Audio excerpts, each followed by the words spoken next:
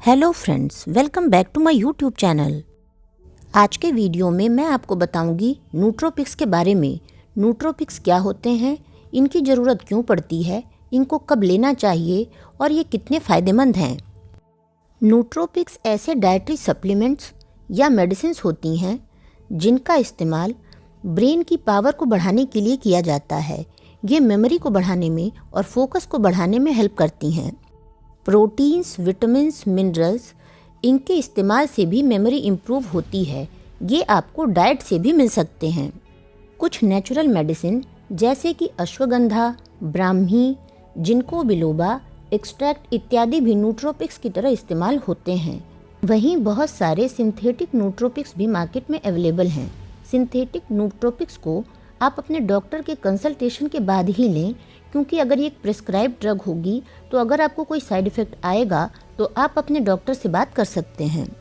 Natural nootropics भी market में बहुत बड़े लेवल पे अवेलेबल हैं, जिनमें आयुर्वेदिक चीज़ें होती हैं। इनका इस्तेमाल भी आपको 3 महीने से ज़्यादा करने से बचना चाहिए। नूट्रोपिक्स की ज़रूरत अक्सर उन बच्चों को पड़ती है जिनको ADHD है, यानी कि attention deficit hyper activity disorder, जो एक जगह चैन से नहीं बैठ सकते, जिनको एक जगह बिठाना भी बहुत मुश्किल होता है और जिनका मन क्लास में बिल्कुल भी नहीं लगता है।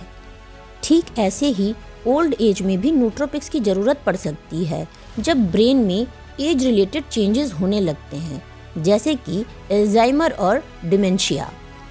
कुछ नूट्रोपिक्स के साइड इफ़ेक्ट होते हैं तो कुछ के नहीं होते।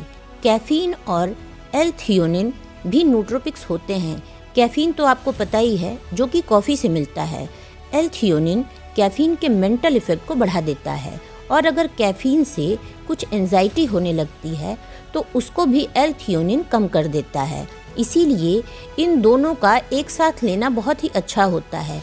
अगर आप इसका एक नेचुरल सोर्स चाहते हैं तो इसके लिए आपको ग्रीन टी का इस्तेमाल करना चाहिए। इसमें कैफीन और एल-थियोनिन दोनों ही होता है। क्रिएटिन भी एक तरह का नूट्रोपिक्स है। क्रिएटिन एक अमीनो एसिड है। बॉडी इसका इस्तेमाल करके प्रोटीन बनाती है।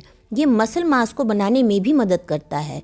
शॉर्ट टर्म मेमोरी को इम्प्रूव करने में भी ये हेल्प करता है। जो आयुर्वेदिक मेडिसिन्स हैं जैसे कि ब्राह्मी, जिनको बिलोबा, इनका असर भी बहुत अच्छा होता है।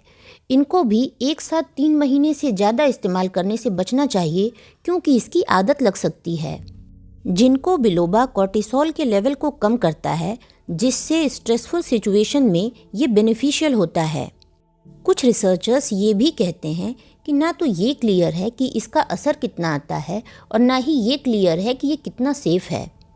कुछ रिसर्चर्स का ये भी मानना है कि ये मेंटल पावर को नहीं बढ़ाता है, और अगर कोई ये कहता है कि इसका इस्तेमाल करने से उसकी मेंटल पावर बढ़ी है तो ये प्लेसबो इफ़ेक्ट हो सकता है।